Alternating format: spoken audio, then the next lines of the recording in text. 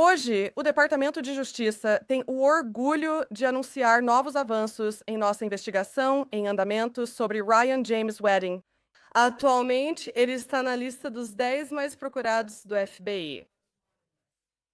Ele comanda uma das organizações de tráfico de drogas mais prolíficas e violentas do mundo. Ryan Wedding, o snowboarder canadense dos Jogos Olímpicos de 2002, agora é um dos homens mais procurados do mundo, acusado de liderar um império internacional de drogas avaliado em bilhões de dólares. E, em uma escalada chocante, ele é acusado de orquestrar o assassinato de uma testemunha federal, que foi morta a tiros em um restaurante colombiano. Isso é chocante, para dizer o mínimo. A questão é, como um atleta supostamente cria uma operação criminosa tão grande e brutal, o que é necessário para levar um fugitivo desse porte à justiça? Vamos analisar com o advogado criminalista e ex-promotor Eric Fates. Bem-vindo ao Sidebar da Law and Crime, sou Jesse Weber. Você pode reconhecer o rosto dele da glória olímpica, mas agora Ryan Wedding é o homem que o FBI chama de Pablo Escobar dos dias atuais. Segundo a acusação no Distrito Central da Califórnia, o ex-snowboarder canadense, ex-atleta do país, agora é acusado de liderar um império internacional de drogas bilionário. As autoridades dos Estados Unidos da América dizem que ele é o maior distribuidor de cocaína do Canadá, enviando aos Estados Unidos da América narcóticos suficientes anualmente para igualar o peso de 40 carros. Agora, segundo o Departamento de Justiça, essa história fica ainda mais sombria. Após ser indiciado, Wedding é acusado de planejar o assassinato de uma testemunha federal que deporia contra ele. O FBI diz que essa testemunha foi morta a tiros em um restaurante na Colômbia. O Departamento de Estado aumentou a recompensa por sua captura para impressionantes 15 milhões de dólares, chamando-o de um dos fugitivos mais perigosos do mundo. Então a pergunta que fica é, se essas acusações são verdadeiras, como um atleta olímpico se tornou um suposto chefão do tráfico? O que sua acusação chocante revela sobre a brutalidade e o alcance dessa suposta organização criminosa? Quero ligar os pontos e entender como um atleta promissor virou um dos homens mais procurados do mundo, pois isso é, no mínimo, chocante. Tudo começou em 2002, em Salt Lake City, com o jovem snowboarder canadense Ryan Wedding. Ele tinha apenas 20 anos e competiu por seu país no slalom gigante paralelo. Ele ficou em 24º, não ganhou medalha, mas foi olímpico. E depois que sua carreira atlética termina, é aí que as coisas supostamente tomam um rumo sombrio. Em 2008, registros judiciais indicam que ele foi preso na Califórnia por tentar comprar cocaína de um agente do governo dos Estados Unidos da América em uma operação disfarçada.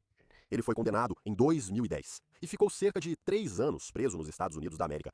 Ao ser libertado e retornar ao Canadá, as autoridades dizem que suas operações aumentam muito.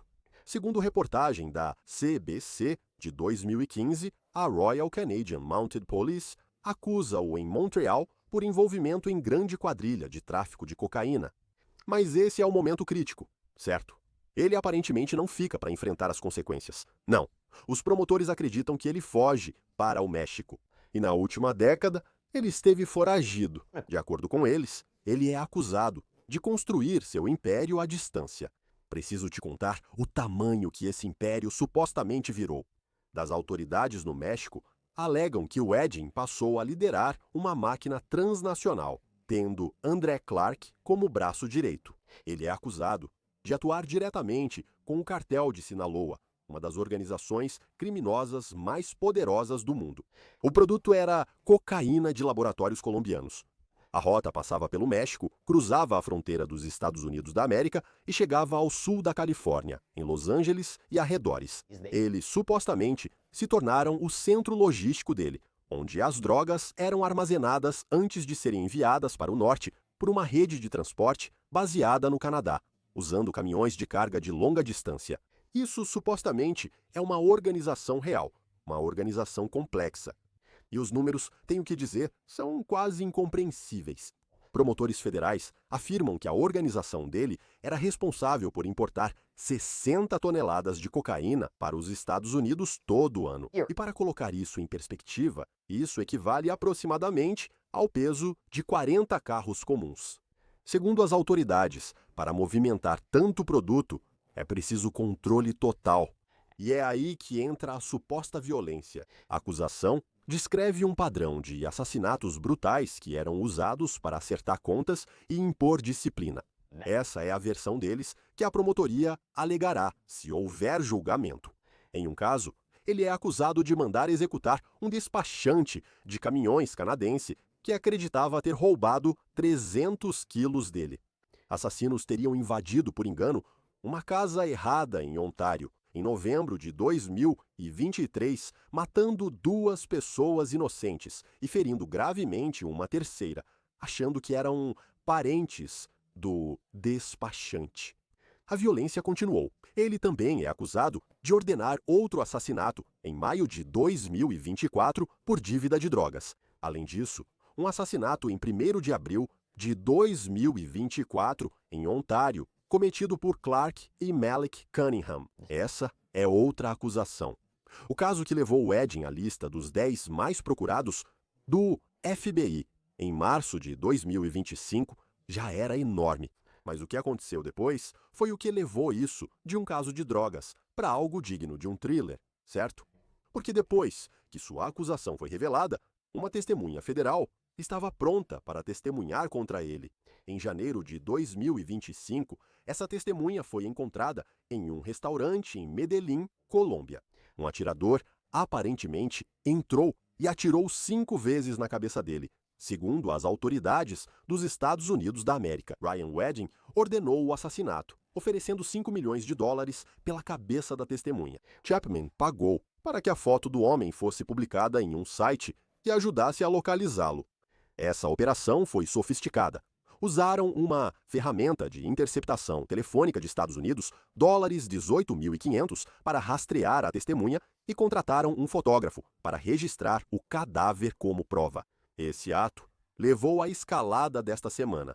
A recompensa pela captura de Wedding subiu para $15 milhões. E na operação Slalom Gigante, 10 dos supostos associados dele foram presos em uma ação internacional coordenada com mais 18 réus sendo identificados. E é um grupo que incluía um advogado canadense, um músico de reggaeton, o operador daquele mesmo site que mencionei antes. Você também conta com supostos lavadores de dinheiro importantes, como o jogador de pôquer Roland Sokolovski, Bianca Canastillo Madrid. E uma nova acusação abrangente foi revelada, acusando Wedding diretamente do assassinato desta testemunha. A escala financeira impressiona, pois a acusação afirma que Wedding movimentou mais de 207 milhões por meio de uma carteira de criptomoeda Tether, utilizando um sofisticado esquema de lavagem de dinheiro para ocultar bilhões de dólares em lucros presumidos. A caçada está mais intensa do que nunca. O ex-olímpico, chamado Gigante Yel Jeff, estaria escondido no México, protegido pelo cartel com quem trabalha. Essa é a acusação. Ele tem 1,90 m. Realmente um gigante, e o FBI acredita que seu tamanho e sua notoriedade tornam difícil escondê-lo. Esse é um cara que conseguiu escapar da captura por 10 anos, provando o quão poderoso e evasivo esse suposto chefão se tornou, se essas acusações forem verdadeiras. Então, como uma operação dessa escala e brutalidade realmente funciona? Quais os reais desafios legais para levar um fugitivo desse porte à justiça? Se essas alegações forem verdadeiras, como eles lidam com um caso assim? Eles vão pegar o Wedding? Quero dizer, essa é uma grande questão. Convido agora o advogado criminalista e ex-promotor Eric Fades para explicar. Obrigado pela participação. Eu só tenho que dizer, enquanto eu explicava tudo isso, ainda estou em choque com essas alegações. Quero dizer, já ouvi falar de operações de drogas antes, já ouvi falar de cartéis, mas nunca ouvi falar de um civil, certo? Alguém que foi um ex-olímpico sendo acusado de fazer algo assim. Digo, você observa essa suposta progressão, essa linha do tempo. Quero dizer, apenas sua reação a isso. Poxa, foi muito inesperado. Muita gente. Essa é a última pessoa que eles imaginariam que estaria envolvida em acusações tão graves, sabe? Relatos afirmam que Cash Patel, diretor do FBI, compara Ryan Wedding a um Chapo Guzmán ou Pablo Escobar atual. E isso está muito distante de como o público o conhecia como esse ex-snowboarder olímpico. E pelo que entendi, você já processou traficantes de drogas de alto nível no passado. Quando você ouve falar da operação, há um elemento de tanta complexidade. Existem essas partes móveis. Esta era uma organização de verdade. Você ficou surpreso que, se as alegações forem verdadeiras, ele conseguiu atuar nesse meio por tanto tempo e, aliás, atualmente, ele ainda não foi capturado. Bem, Jesse, sem dúvida. Se as alegações forem verdadeiras, isso é uma quadrilha de tráfico de drogas complexa, sofisticada e multinacional, na qual Ryan Wedding estava no comando. Você está certo, há muitas testemunhas. Se olhar a acusação, há várias pessoas listadas. Todas essas testemunhas fornecem diferentes supostos incidentes que abrangem vários países aqui. Por isso, será uma tarefa enorme para o governo federal levar essas pessoas à justiça, supondo que as alegações sejam verdadeiras. Como eles lidam com um caso desses? Falar de várias pessoas indiciadas em diferentes partes dessa suposta operação parece, de novo, uma tarefa enorme. Para que serve uma acusação assim? Como os promotores a estruturam? Vão tentar negociar acordos para que Ryan Wedding forneça informações sobre seu paradeiro? Como isso funciona? Certo, Jesse? Então, tenho certeza de que durante a fase de investigação houve coisas como escutas telefônicas, houve coisas como informantes confidenciais e coisas desse tipo. Quando chega essa acusação, tudo é muito complexo, com muitas peças em movimento. Você precisa prender essas pessoas, mas será difícil encontrá-las, pois estão se escondendo e provavelmente usam nomes falsos. Elas podem estar usando até mesmo aparências falsas. Você precisa organizar tudo, alinhar e intimar suas testemunhas. Eles provavelmente vão prender pessoas de nível mais baixo e tentar fazê-las testemunhar contra Ryan Wedding. Mas reunir tudo isso e realizar nos Estados Unidos será difícil, considerando que todas essas pessoas estão espalhadas por várias nações: Canadá, Estados Unidos, México e outras. O que achou da acusação federal de assassinato? Não é só sobre tráfico de drogas, mas também sobre a violência que ele teria cometido, como ordenar o assassinato daquela testemunha federal. É isso? Eu imagino que seja comum ver esse nível de violência quando se fala de uma operação de drogas. Mesmo assim, ainda é chocante considerar as acusações como verdadeiras, que um ex-olímpico esteja à frente disso. Mas quando você fala sobre a tua estrutura de pagamento, o reconhecimento da área, as fotografias, quero dizer, a ideia de postar nesse site canadense, você sabe, as notícias sujas, postar fotos da testemunha, rastreá-lo, usar tecnologia para encontrar a testemunha. Isso é ousado e sofisticado, mas leva à acusação federal de assassinato, certo? Exatamente. E você sabe, é comum que organizações criminosas queiram evitar processos e condenações, eliminando testemunhas que possam apresentar provas contra elas nesses casos. Essa é uma das acusações aqui. E sabe, alarmantemente, esse pode não ser o último caso alegado de intimidação de testemunha ou até mesmo de assassinato de uma testemunha. Com o aumento da exposição dos envolvidos no esquema e a identificação de quem informa contra os cartéis, a violência pode crescer ainda mais. Além disso, como citado, há supostos crimes financeiros, inclusive com criptomoedas. Haverá um rastro de documentos. E então, sabe, tantos tipos diferentes de crimes alegados que entram nesse caso maior de conspiração. Ele está foragido desde 2015 e por quase uma década evitou a captura, supostamente protegido pelo cartel de Sinaloa. O que torna isso difícil? O que torna isso? Como isso é complicado? Tentar pegá-lo, sabe, mesmo que haja, isso é uma falha de cooperação internacional? Há proteções ou acordos comerciais? Existem ações específicas necessárias? Porque eu acho que isso torna tudo muito, muito difícil. Mesmo com o governo federal elevando a recompensa para 15 milhões de dólares por informações sobre sua captura, ainda será uma tarefa difícil, certo? Sim, e quero dizer, para muitas dessas pessoas com informações, 15 milhões é muito dinheiro, mas talvez não valham suas vidas. Sabe, acho que eles têm um medo muito real de que, se eles virem Ryan no México, em algum lugar, eles vão se desmotivar a procurar as autoridades ou o governo americano e dizer: ah, sim, ele está aqui. Porque, sabe, uma semana depois disso, desse momento, eles poderiam ter se colocado em grave perigo. Então, só localizá-lo já vai ser difícil. E se ele estiver fora do país, existe um processo de extradição. Se ele chegar a um país como o Vietnã, eles não extraditam para os Estados Unidos. Então, minha preocupação é que ele provavelmente já esteja fazendo planos de viagem enquanto conversamos, se já não os colocou em prática. Vou analisar mais a acusação para entender melhor sua perspectiva sobre ela. Mas digamos que ele seja capturado e digamos que ele vá a julgamento por uma infinidade de acusações diferentes aqui.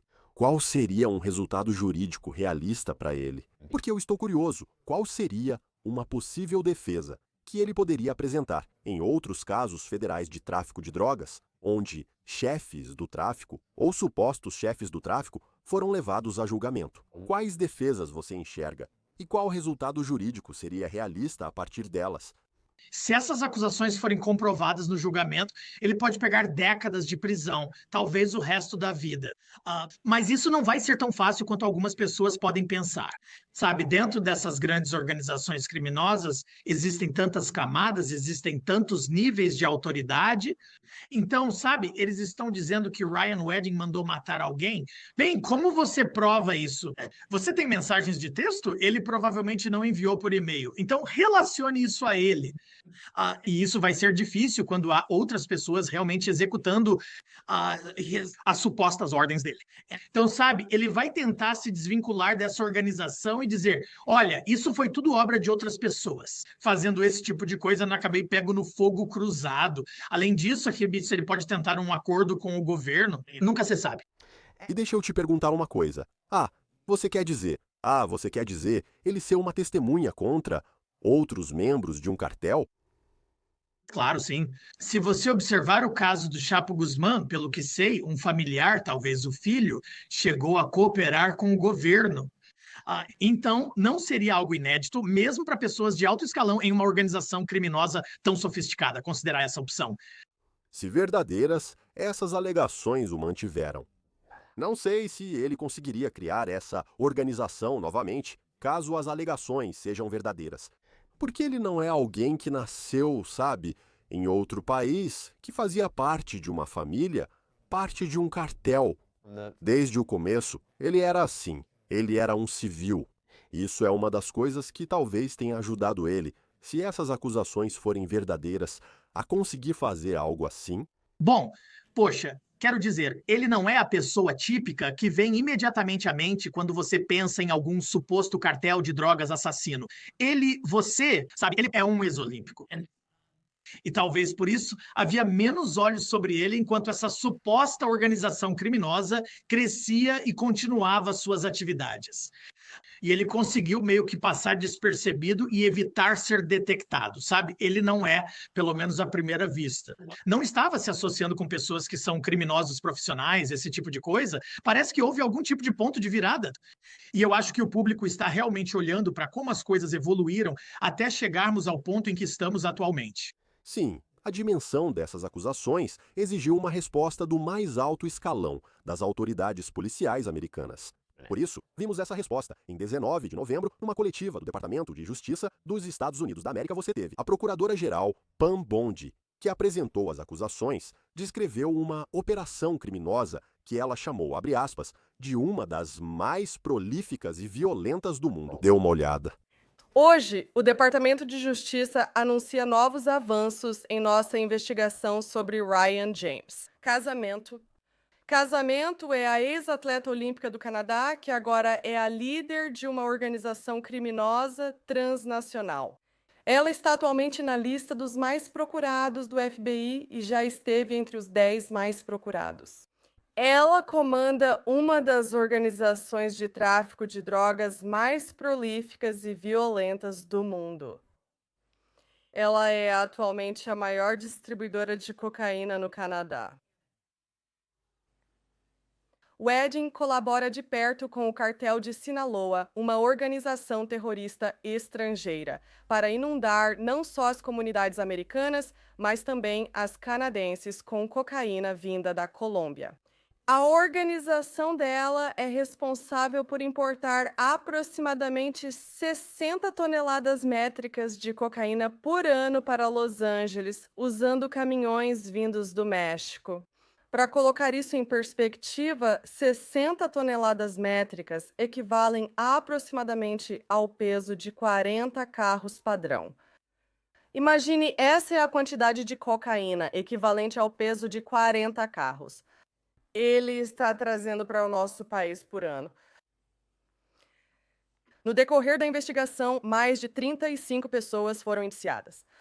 Mais de 2.000 quilos e inúmeras armas foram apreendidos. Aproximadamente 3,2 milhões de dólares em criptomoedas foram recuperados e mais de 13 milhões em ativos físicos foram confiscados. Wedding também é acusado de assassinar uma testemunha federal depois de ter sido indiciado em 2024. Ele usou um site canadense chamado The Dirty News para postar fotografias da testemunha e de sua esposa, a fim de localizá-lo, o que acabou dando certo. A testemunha foi assassinada a tiros em um restaurante em Medellín antes que pudesse testemunhar contra Wedding. O diretor do FBI, Kash Patel, subiu ao púlpito e fez uma comparação impressionante. Ok, já discutimos isso antes, colocando Ryan Wedding junto dos traficantes mais famosos da história. Não se engane, Ryan Wedding é uma versão moderna de Pablo Escobar. Ele é uma versão atual de El Chapo Guzmán. Este Departamento de Justiça e o FBI vão colaborar com colegas canadenses e autoridades de outros países para levá-lo à justiça. Ele é responsável por arquitetar um programa de narcotráfico e narcoterrorismo que não víamos há muito tempo. Ele não vai escapar da justiça. Estamos aqui hoje porque este Departamento de Justiça, sob a brilhante liderança do Procurador-Geral e da Vice-Procuradora-Geral, deixou claro para o povo americano. Com as acusações, ficou claro que as forças de segurança e o FBI liderarão o esforço para capturar e levar esses criminosos à justiça. E é exatamente isso que vamos fazer. Por fim, o representante do escritório do procurador dos Estados Unidos da América, em Los Angeles, onde o caso será julgado, enviou mensagem direta a Wedding e sua organização. Seus dias estão contados. Nossos agentes e promotores vão persegui-lo incansavelmente, assim como qualquer um que o ajude e levá-lo à justiça, não importa onde esteja. Nós vamos levá-lo à justiça nos Estados Unidos da América. E quero acrescentar mais algumas coisas aqui. O Sr. Wedding é o traficante de cocaína mais prolífico do Canadá, mas ele usou o sul da Califórnia, meu distrito, como um centro logístico para movimentar a cocaína. Ele escolheu a Califórnia devido às leis brandas sobre crimes no estado. Eles sabiam que, se fossem pegos com cocaína na Califórnia, a punição provavelmente não seria severa. Eles cometeram um grande erro de cálculo, não pensaram em nós. O Departamento de Justiça dos Estados Unidos da América, a Procuradora-Geral Bondi, e o que esta administração faria com indivíduos como ele, que usam os Estados Unidos para traficar suas drogas. E ele será levado à justiça. Tenho confiança nisso. Érico, ao ouvir essas declarações, o que mais chama sua atenção? Claramente tem sido um objetivo do governo Trump combater o tráfico de drogas, certamente combater o tráfico internacional de drogas. Quando a origem está fora do nosso país. Você sabe, você ouviu do promotor federal um comentário sobre as leis de drogas da Califórnia? Então, há algumas conotações políticas aqui que eu acho que estão motivando essa acusação. Mas, dito isso, eles têm permissão para ir atrás de traficantes de drogas, esse é o trabalho deles. E parece que eles vão fazer isso com zelo e fervor. E isso vai ser algo que vai continuar a escalar dentro do sistema jurídico. Estou curioso para ver o desenrolar disso. Sim, e fale comigo rapidinho, porque antes de entrarmos na acusação, o procurador dos Estados Unidos da América disse que eles vão levá-lo à justiça nos Estados Unidos. Mas se ele está sendo protegido no exterior, como exatamente funciona uma captura como essa? É uma rendição negociada? É uma operação policial? As autoridades estrangeiras se envolvem? o que exatamente estamos vendo aqui. E eu não espero que Ryan Wedding levante a bandeira branca e diga: ei, estou aqui, venha me pegar. Eu acho que o governo federal vai ter que fazer é trabalhar lado a lado com seus colegas internacionais na aplicação da lei, para tentar identificar onde ele está e então efetuar uma apreensão. E mesmo que eles o localizem, como você disse, é provável que ele seja protegido pelas comunidades de lá. E você sabe, nos Estados Unidos, a gente pensa no FBI entrando e fazendo uma batida em algum esconderijo ou algo assim. Mas em outros países, no México, não é tão simples assim, não é tão fácil. E pode ser exponencialmente perigoso tentar prendê-lo e trazê-lo para este país para ser processado. E rapidinho, antes de eu entrar na acusação formal, qual é o valor de indiciá-lo antes de prendê-lo? Acho que são várias coisas. Uma é que há acusações pendentes, o que já se tornou público. Estamos fazendo esse programa para aumentar a conscientização do público. Assim, as pessoas começarão a perceber e notar essas questões. Acho que isso pode ajudar na captura. Isso também permite que eles prendam outros supostos co-conspiradores e comecem a trabalhar em seus casos. Tentar fazê-los virar testemunhas enquanto ainda buscam Wedding. Então, assim que eles o pegarem, se conseguirem, já estarão em uma boa posição, bem preparados para avançar com a acusação. Nesse momento, Quero analisar a acusação propriamente dita com você. É um documento enorme, mas há alguns detalhes que realmente ilustram o suposto alcance e brutalidade dessa organização. A acusação, novamente, detalha uma suposta ordem de assassinato de novembro de 2023. Ela afirma que Wedding e seu segundo em comando ordenaram matar um motorista da transporte de passageiros, o co-conspirador 1, por acreditarem que ele roubou 300 quilos de cocaína. E o documento, então, descreve o que foi, essencialmente, o resultado trágico, porque em novembro de 2023, membros dessa conspiração invadiram uma propriedade alugada e, abre aspas, atiraram e mataram as vítimas B e C, e atiraram e feriram a vítima D, acreditando erroneamente que eram familiares de co-conspirador 1. Eric, quero dizer, isso é interessante, não é? Porque como é que acusam Wedding de um assassinato onde ele supostamente mirou nas pessoas erradas? Como isso impacta o caso, por si só, quando você está tentando provar algo assim? claro, existe um conceito no direito chamado, Jesse, chamado de intenção transferida, que basicamente significa que se você pretendia matar a pessoa A e estava sob uma crença equivocada e acabou matando a pessoa B, isso, é claro, não te absolve de assassinato. Então, o fato de que os atiradores supostamente erraram não isenta de forma alguma nenhum dos co-conspiradores, incluindo Wedding. Porém, precisam provar que as ordens vieram de Wedding e que isso não foi apenas algum outro tipo de disputa intracartel ou disputa entre cartéis. Isso resultou em derramamento de sangue, como sempre vemos. Vai ser difícil ligar isso a Wedding.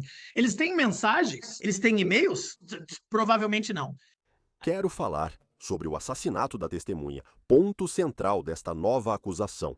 O documento é muito específico. Alega-se que, após sua acusação em 2024, o próprio advogado de Wedding supostamente o aconselhou. Cito aqui: se a vítima A fosse morta, as acusações e os procedimentos de extradição contra eles seriam necessariamente arquivados.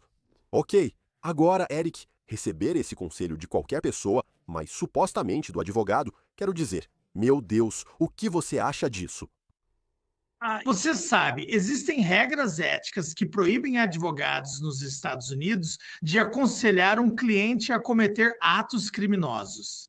Agora, parece que o advogado tentou escolher bem as palavras e disse, sabe, hipoteticamente, se essa pessoa fosse morta, mas acho que todos nós conseguimos ler nas entrelinhas aí. E, na verdade, esse advogado, chamado em alguns relatos de advogado da cocaína, é mencionado na acusação. E você sabe, como advogado, você não pode estar materialmente envolvido de nenhuma forma. Mesmo só aconselhando criminosos sobre cometer crimes, isso não é permitido. Sim, e então a acusação descreve a caçada assustadora e metódica a essa testemunha. Alega que o Wedding ofereceu recompensa, recrutou ajuda, inclusive deste site canadense, e diz que um co-conspirador pagou cerca de $10.000 canadenses ao operador, não para apostar sobre o réu, Wedding e Clark, mas sim para postar sobre a vítima A, para que membros e associados da organização pudessem localizar e matar a vítima A. Isso é muito, muito específico aqui. O que você pensa sobre esse aspecto do caso? Bem, como você disse, é meio que uma atitude ousada fazer algo tão público que pode ser acessado facilmente na internet. Isso pode ser uma referência a matar uma pessoa. E você sabe, é como colocar uma recompensa pública, sabe? A gente pensa no Velho Oeste, onde era assim, sabe? Você vê um papel em um poste dizendo procurado vivo ou morto por alguém. Isso é basicamente a mesma coisa, só que no contexto criminal, em 2025. E então, sabe, certamente isso pode mostrar intenção, pode mostrar um objetivo consciente por parte da pessoa que iniciou tudo isso. E certamente a pessoa que pagou por isso tinha um motivo para pagar. E agora temos esse resultado. Por fim, a acusação relata o assassinato de forma dura e com detalhes clínicos, afirmando que ocorreu em 31 de janeiro de 2025 em Medellín. Citação LNU2. Entrou no restaurante, aproximou-se da mesa onde a vítima A estava comendo e atirou aproximadamente 5 vezes na cabeça da vítima A, matando-a. Em seguida, alega que imediatamente após o assassinato, Wedding enviou ele mesmo uma fotografia do cadáver da vítima para seu associado. Agora, Eric, novamente. Se estamos falando sobre uma possível defesa aqui e tentando de todas as formas garantir que ele não seja ligado a isso, é aqui que isso se torna muito específico. Aqui você percebe que autoridades federais e locais podem estar colaborando para obter detalhes, mas isso pode ser um desafio para ele, certo? Isso pode ser um desafio para ele se desvincular de algo assim. Meu Deus, por que ter uma foto de um corpo morto no seu celular e enviar isso para as pessoas? Principalmente quando acusam você de envolvimento direto e de ter ordenado isso. E é meio que um erro amador, o que parece curioso, considerando o quão sofisticada a organização parecia ser de outras formas. Então, de certa forma, você sabe, na nossa era moderna, esses dispositivos digitais podem ser um baú de evidências e podem ser profundamente incriminadores. Se for verdadeira, essa alegação é... Fale comigo. Realisticamente, antes de encerrarmos, como seria realmente um julgamento? Todo mundo é julgado junto. São vários julgamentos. Quero dizer, exatamente o que estaríamos vendo? Sim, sabe, eu acho que o governo federal e os tribunais têm algumas opções aqui. Não seria incomum separar alguns dos casos, separar alguns dos julgamentos. Não teremos um julgamento com dezenas de réus que dure 1 ou 2 anos. Normalmente não é assim que funciona. O que geralmente acontece é que muitos desses réus acabam se declarando culpados, ou não são encontrados, ou, Deus me livre, morrem ou algo assim. E aí as coisas vão sendo reduzidas, normalmente até chegar à liderança da organização. E é aí que o caso ganha destaque e vai a julgamento. Ainda pode envolver vários réus, mas não vai ser todo mundo que é mencionado naquela acusação. Então isso vai meio que crescendo até um ápice à medida que esses processos legais avançam pelos tribunais. Eric Fates, muito obrigado por vir. Agradeço mesmo. Que caso impressionante. É ótimo estar com você. E isso é tudo que temos para vocês agora, aqui no Sidebar. Pessoal, muito obrigado por nos acompanharem. E como sempre, inscreva-se no YouTube, Apple Podcast, Spotify ou onde ouvir podcast. Siga-me no X ou Instagram. Sou Jesse Weber e falo com vocês na próxima.